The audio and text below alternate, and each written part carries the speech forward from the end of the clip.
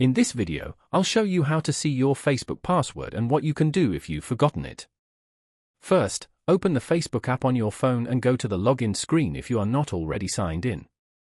Many people try to find a way to view their current password, but Facebook does not allow you to see your password directly inside the app or in the settings. This is done for security reasons to protect your account from unauthorized access. If you don't remember your password, the only way to access your account is to reset it.